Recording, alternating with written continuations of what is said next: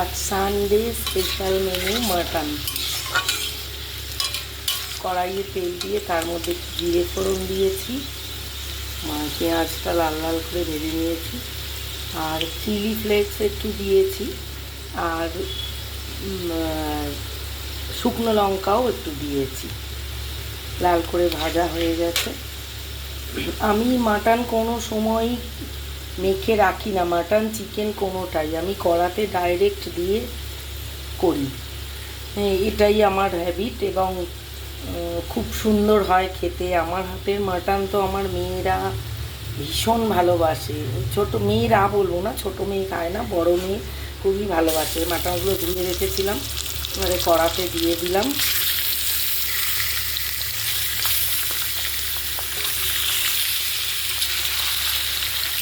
এবার একটু নেড়ে চেড়ে এখন এর মধ্যে পেস্ট করে রাখা পেঁয়াজ একটু ভেজেও দিয়েছি, আবার পেস্ট করে রাখা পেঁয়াজ দেব, আদা রসুন পেস্ট দেব, টমেটো পেস্ট দেব, দই দেব, তারপর পরপর মশলাগুলো সব দিতে থাকবো। এবার পেস্টটা দিয়ে দিচ্ছি।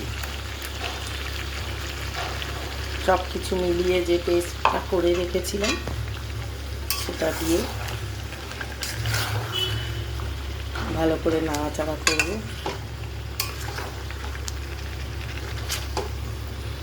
যে কোনো তরকারি, সে মাটন হোক, এমনি সবজি রান্না হোক, চিকেন হোক, যাই হোক, সব কিছু মানে রান্নাটা ভালো হওয়া নির্ভর করে পুরো কষার ওপর, কষানোর ওপর রান্নাটা ভালো হওয়া নির্ভর করে। এবার হলুদ দিয়ে দিচ্ছি,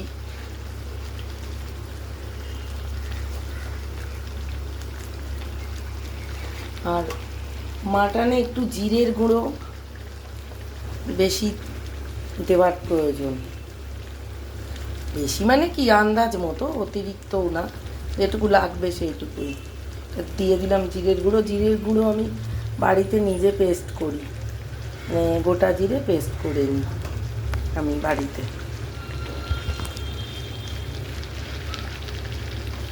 এবার অল্প একটু ধনের গুঁড়ো দিয়ে দেবো, অল্প ধনের গুঁড়োটা অল্প দেবো,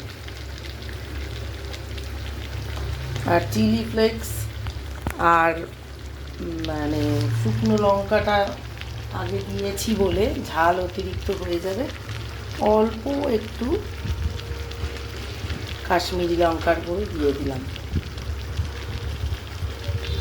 মাটন অতিরিক্ত ঝাল হলেও কিন্তু ভালো লাগে না, সব কিছুর একটা নিয়ম আছে। আর এদিকে একটু নিরামিষে ঝিঙে পোস্ত করে রেখেছি, আর মাটন তো হচ্ছেই, এখনও অনেক কিছু দেওয়া বাকি আছে। লাস্টে একদম কষা হয়ে গেলে খুব ভালো করে তারপর প্রেসারে দেব। আর এই যে ঝিঙে পোস্ত, আর শাশুড়ি মা তো উইডো, উনি নিরামিষ খান পুরোপুরি, ওনার জন্য দুটো পদ তো করতেই হয়। আর এই যে পটলটা এখানে কেটে রাখা আছে, এটা কাটাটা আমারই দোষ। আমার যে দিদি কাটে তাকে আমি বলে ফেলেছি এইভাবে কাটতে। অ্যাকচুয়ালি এটা তেল পটল করব, এইভাবে কাটার নিয়ম না, যা ঘুম চোখে বলে ফেলেছি, সকালবেলা এইভাবে কেটে ফেলেছে দিদি। এটাকে আমি ঠিক করে নেব, করে নিয়ে তেল পটল যখন বানাবো আবার দেখাবো।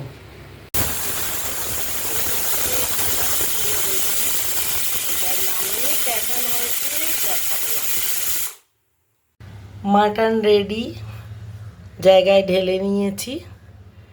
এই যে মাটন, আর মাটন হতে হতে আমি এদিকে পুরো রান্নাঘরও পরিষ্কার করে নিয়েছি। এক পাশে মাটন হচ্ছিল, আরেকদিকে আমি পুরো পরিষ্কার করে ফেলেছি। শাশুড়ি মায়েরও খাওয়া হয়ে গেছে, বাবারও খাওয়া হয়ে গেছে। এবার আমার হাজব্যান্ডকে খেতে দেবো, আমি খাবো না, আমার পেটটা ভরা, ভাত খাবো না আজকে।